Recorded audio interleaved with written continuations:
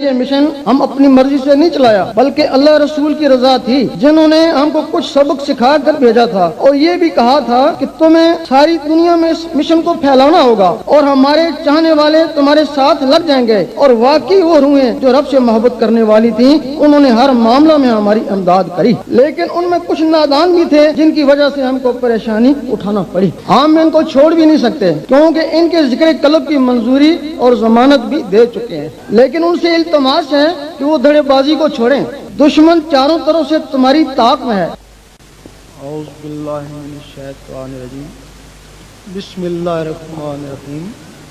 عزیز ساتھیو، السلام علیکم۔ آج مجمع تو بہت ہے، دور دراز سے بھی کافی لوگ آئے ہوئے ہیں، لیکن اس جوان کی بھی یاد آ رہی ہے جو ابتدا سے ہی ہر محفل اور ہر مشکل میں میرا بازو تھا، جس کے تعاون اور مشورے سے آج انجمن پوری دنیا میں چھا گئی۔ انجمن کے کئی ساتھی کسی نہ کسی وجہ سے ہم سے بھی بدظن ہوتے رہے، لیکن عارف مامن انجمن کے ساتھیوں کی غلط پالیسی یا ہٹ درمی سے بیزار ضرور ہوا، لیکن ہماری ذات سے وہ کبھی بھی بدگمان نہیں ہوا، جس کی وجہ سے وہ ہماری نظروں میں قابل قدر ہی رہا۔ اللہ تعالیٰ اس پر اپنی رحمت برسائے اور اس کے درجات میں بلندی عطا فرمائے، آمین۔ مخالفین بھی کہتے ہیں کہ عارف ایک بت بار اور نڈر لیڈر تھا۔ وہ کہتے ہیں اس کے جانے کے بعد اب انجمن ختم ہو جائے گی، لیکن ان کو شاید یہ معلوم نہیں کہ آج ہر سرفروش عارف بن چکا ہے۔ ان میں صرف اتحاد کی ضرورت ہے، اگر اتحاد نہ کیا تو پھر عارف ٹکرائیں گے، پھر انجمن تو کیا خود ہی ختم ہو جائیں گے۔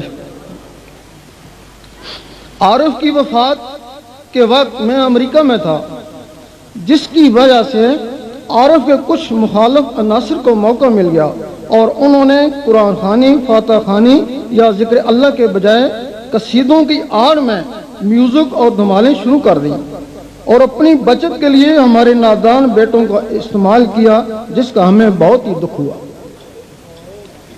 دوسرے پہلو میں درگزر اس لیے ہے کہ ان لوگوں نے بھی مشن کی خاطر قربانیاں دیں۔ کہتے ہیں نادان دوست سے عقل مند دشمن بہتر ہے، اور آج انہی دوستوں کی نادانی کی وجہ سے مشن کو کافی نقصان ہوا۔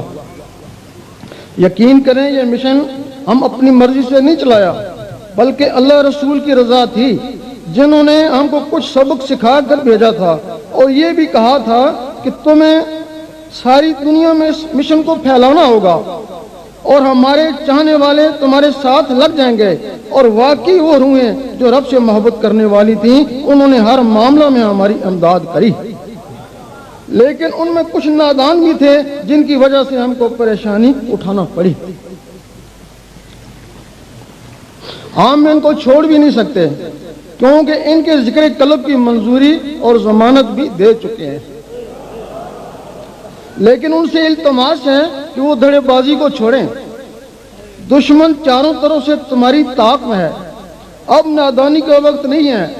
جن درختوں کو خون پسینے سے جوان کیا، اب ان کے پھل دینے کا وقت ہے۔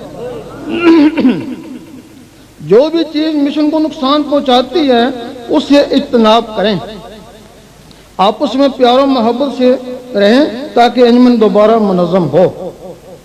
تمہاری عزت و حرمت مشن اور گورشاہی کی نسبت کی وجہ سے ہے، اور گورشاہی کی عزت و حرمت اللہ رسول کی نسبت کی وجہ سے ہے، لیکن تمہاری نادانی کی وجہ سے گورشاہی بھی پریشان ہے۔ کچھ ذاکر ایسے ہیں جو مشن کا کام نہیں کرتے، صرف گورشاہی سے تعلق رکھنا چاہتے ہیں۔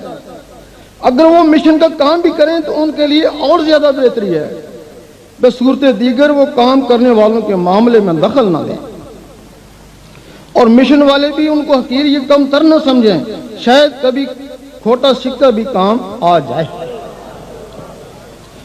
ان کی برائی کو درگزر کریں، کیونکہ کچھ لوگ روحانیت کے لیے اس مشن میں لگے ہیں، وہ صاحب احتیاط ہیں، اور کچھ لوگ اپنے گناہوں سے پیچھا چھڑانے کے لیے مشن کے ساتھ ذکر اللہ میں لگ گئے، اور ایسے لوگوں کے لیے اللہ تعالیٰ فرماتا ہے کہ مجھے وہ لوگ بھی عزیز ہیں جو گناہوں سے بچنے کی ترکیبیں سوچتے ہیں۔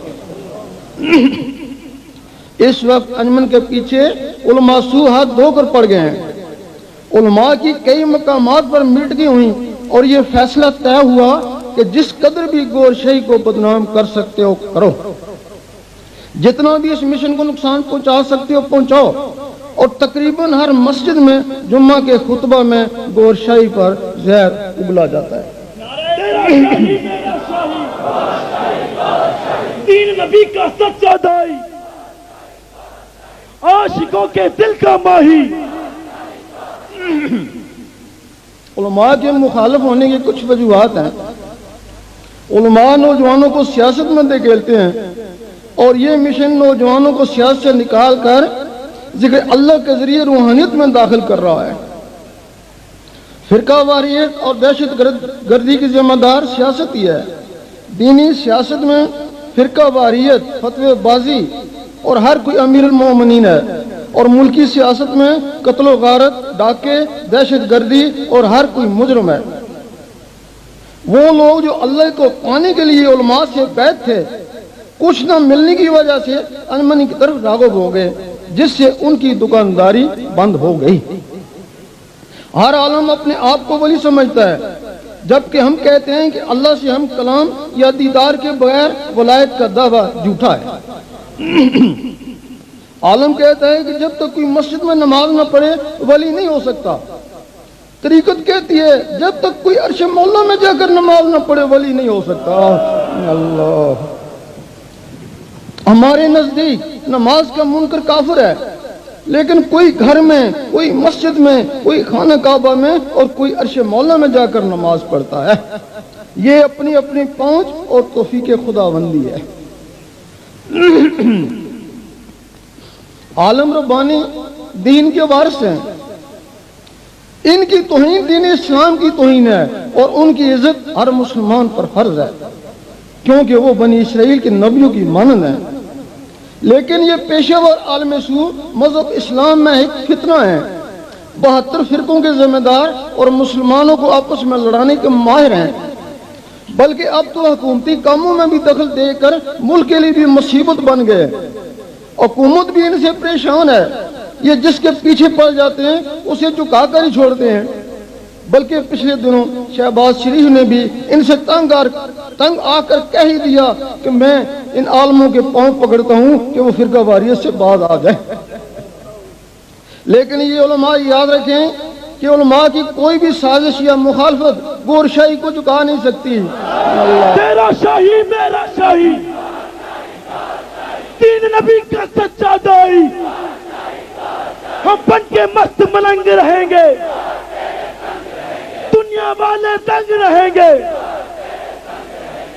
اگر انجمن کے ساتھی متحد رہے تو یقین کریں کہ یہ سازشی عناصر ایک دن منہ چھپا کر گھوما کریں گے۔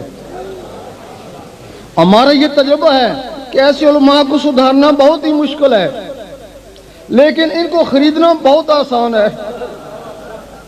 لیکن خریدے ہوئے مال پر اعتبار بھی نہیں ہوتا، جدھر زیادہ ادھر ان کا ارادہ ہو جاتا ہے۔ اس لیے ہم نے نوجوانوں کی طرف رخ کیا ہے کہ وہ سیاست کو چھوڑیں اور روحانیت میں آئیں، دل میں اللہ اللہ بسائیں۔ سیاست دینداروں کو زیب نہیں دیتی کہ صبح اور کہو اور شام کو اور کہو۔ اعلیٰ حضرت فرماتے ہیں کہ میرا دل بھی چمکا دے چمکانے والے، اور ہم بھی نوجوانوں کو دل کے چمکانے کی دعوت دیتے ہیں۔ جب اللہ کے نور سے یہ دل چمکتا ہے تو گناہوں سے چھٹکارا ہونا شروع ہو جاتا ہے، دل میں اللہ کی محبت آ جاتی ہے، بندہ اللہ سے اور اللہ بندے سے محبت کرنا شروع کر دیتے ہیں۔ پھر ان کا کنیکشن دل کے ذریعے اللہ سے جڑ جاتا ہے، پھر اللہ کی طرف سے اس کو ڈائریکشن ملنا شروع ہو جاتی ہے۔ پھر انسان تو کیا، ایک چیونٹی پر بھی قدم رکھنے سے گھبراتا ہے کہ یہ بھی میرے اللہ کی ایک مخلوق ہے۔ ہمارے اس عمل کی کوشش کی وجہ سے نوجوان طبقہ لاکھوں کی تعداد میں انجمن میں داخل ہو گیا۔ یہ لوگ بچے تو نہیں تھے کہ ہم اٹھا کر لے آئے، انہوں نے کچھ دیکھا ہوگا یا کچھ ملا ہوگا جس کا ان علماء کو دکھ ہے۔ اور سارا نزلہ ہم پر نکالتے ہیں. کبھی کہتے ہیں کہ یہ نیا فرقہ ہے, کبھی کہتے ہیں مرزئی ہے, وہابی ہے, امریکی ایجنٹ ہے, اسمگلر ہے, اس نے ڈاکو پالے ہوئے ہیں, عورتوں کو اغوا کرا کے فروخت کرتا ہے, بلکہ ہماری تحریروں کو بھی غلط انداز میں پیش کر کے کفر کے فتوے لگائے. اخبار والوں کو انجمن کی خبروں پر پابندیاں عائد کرنے کی دھمکیاں دیں, گورنمنٹ کی ایجنسیوں کو بھی ہمارے پیچھے لگا دیا. لیکن ہم کھل کر کہتے ہیں, بلکہ کئی بار ان لوگوں سے مناظرے کا چیلنج بھی کر چکے ہیں کہ ہمارا عقیدہ ولیوں والا ہے. اگر یہ اسلام کے خلاف ہو یا حدیث, قرآن اور ولیوں کی کتابوں سے ثبوت مہیا نہ کر سکیں تو ہم مجرم ہیں. اور حکومت کو بھی کئی دفعہ کہہ چکے ہیں کہ بیرونی امداد یا بیرونی ایجنٹ یا ملک دشمنی یا اسلام دشمنی یا فرقہ واریت کا کوئی بھی ثبوت ان کے پاس ہو تو جو چاہو سزا دو. ہمارا ایک ہی مقصد ہے جس کے لیے ہم ہر طرح کی قربانی دیکھنے کو تیار ہیں, کیونکہ اس مقصد کے پیچھے آسمانی ہاتھ ہے.